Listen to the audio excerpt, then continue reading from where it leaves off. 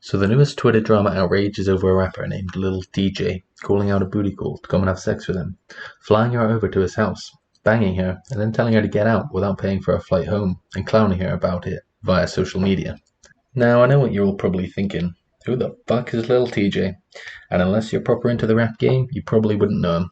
After all, another rapper named with Lil at the front is hard to remember, as they do blend into the big sea of thousands of other little rappers, and it's extremely hard to spot a midget in a big sea of other midgets, hence the confusion.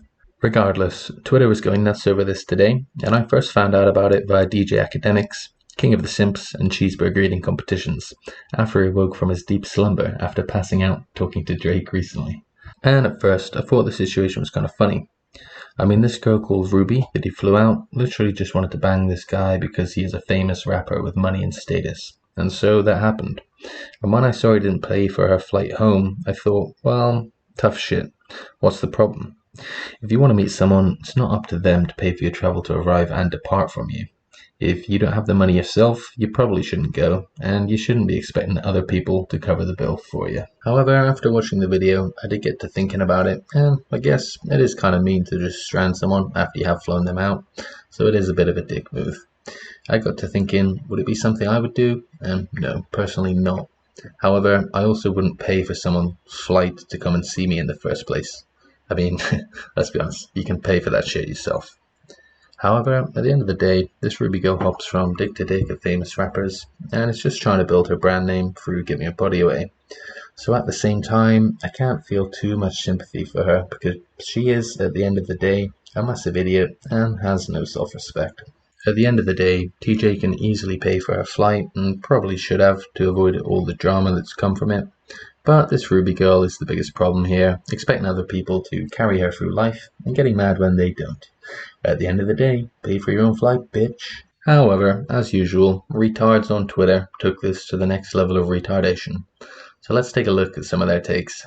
So firstly, this person believes Lil Tjay gets no pussy and lost his virginity to this girl.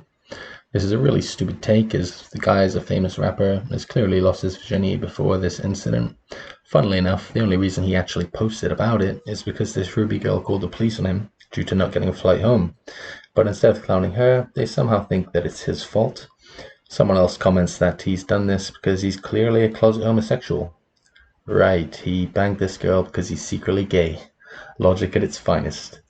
Don Pablo actually comes in at the end with the first comment, who actually has a brain, and explains clearly how this is BS. Kiko claims that he doesn't get woman, money, or attention, and that this explains his actions. Once again, a failure in logic, as he's literally just got a girl, hence the entire drama.